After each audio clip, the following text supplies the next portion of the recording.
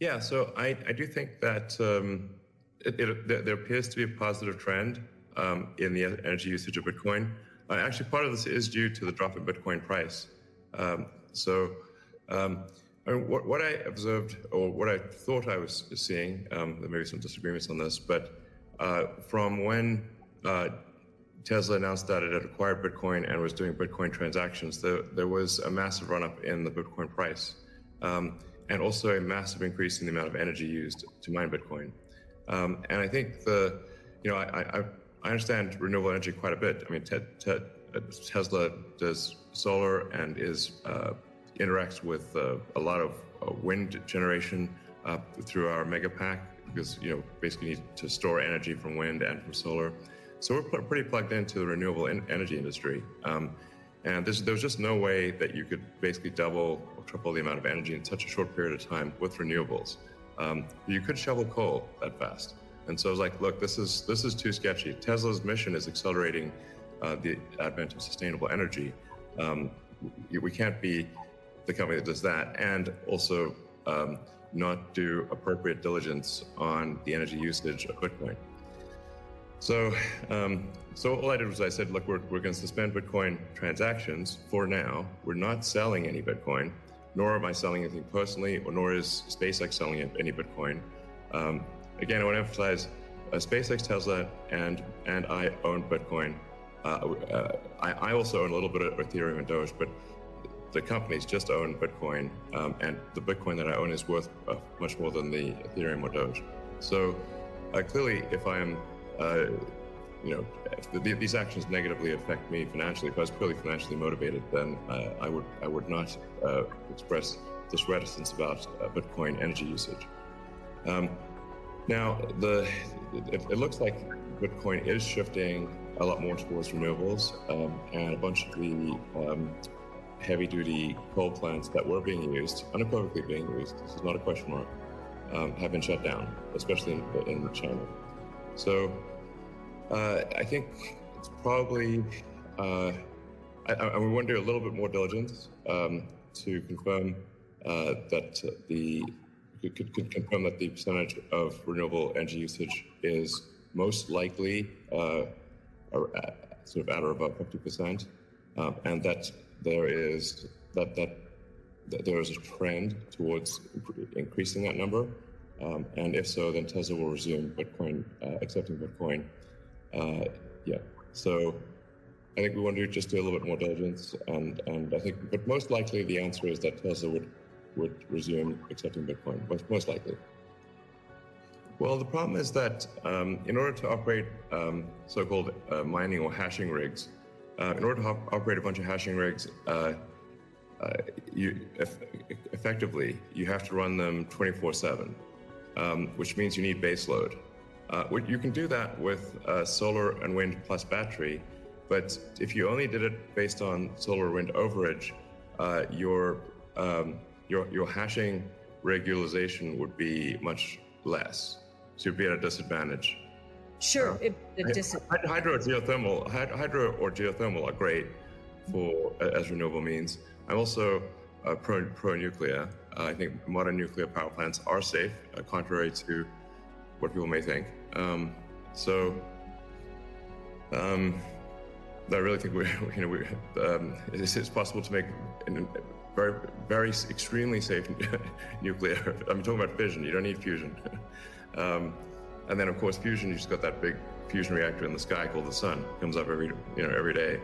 But I think a combination of solar and wind plus stationary storage will get you that base load, so you can run hashing 24/7. I think Tesla can play a role. Tesla's literal reason for existence. The reason I've put so much of my life energy into Tesla, which is a lot. In fact, I would say that I've had some pretty tough life experiences, and Tesla is responsible for probably 2/3 of all personal and professional pain combined. Just to give you a sense of perspective there. So this is a hella hard situation. But we do solar, commercial solar solar retrofit as well as the solar roof. And we make consumer battery packs called Powerwall for houses and small businesses. And then the utility scale, which are gigantic. We've done now a number of gigawatt-hour installations. That's a lot. That's a lot. And a lot of them actually have been for load leveling the grid. Mostly they are, and combined with the first really big one we did, which is 100 megawatt installation in Australia. That's actually helped stabilize a huge portion of the South Australian grid because it's able to react so fast. In fact, at first, because they've got a billing system in Australia that I think works at the sort of millisecond level, and we were operating at the microsecond level. So the system was operating so fast that the measuring system couldn't see it. But so Tesla's certainly doing a lot to enable renewables, especially wind and solar. And in fact, the limiting factor for us right now is cell production. So we need to both internally get the Tesla internal battery cells produced, as well as increase supply from suppliers. I mean, generally, when I talk to our suppliers, and they say, how many cells would you like us? Like, how many cells can you make? Because sometimes they're concerned, well, is Tesla going to compete with them on cells? I'm like, no. If you want to make the cells, be our guest. It's just that we need a crazy number of batteries, and they need to be done. It obviously needs to be mined and produced and manufactured in an ethical and environmentally sound way. So, at Tesla, we really do aspire to be the good guys, to be a company that people can believe in. That doesn't mean we don't make mistakes, but that's what we try. So, but I think generally hydro, especially existing hydro, is good for mining. Geothermal, there's lots of places in the world that have geothermal energy. Like I said, nuclear is also good. I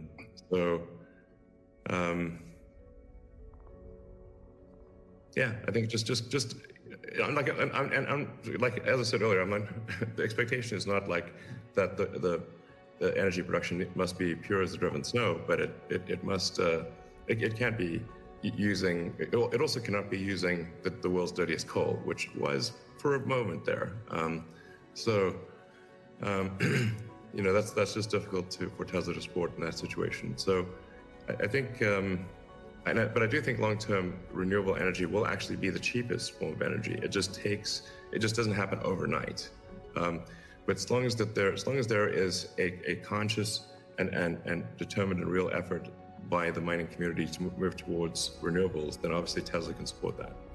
Well, it's difficult to say that if you own crypto in an exchange and the exchange does not give you your private keys, it's not clear that you own anything. I mean, if there's something if that exchange breaks or is hacked or or is subject to seizure by the government or something like that, your crypto is gone.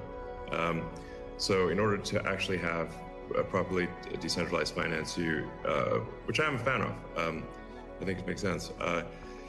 Then you have to own your private keys, and you should be the only one who has your private keys. So if you're the only one who has the private keys, then you own it. If someone else has your private keys, effectively they own it too, and the security of your crypto is then dependent upon them or any entity that can affect them. So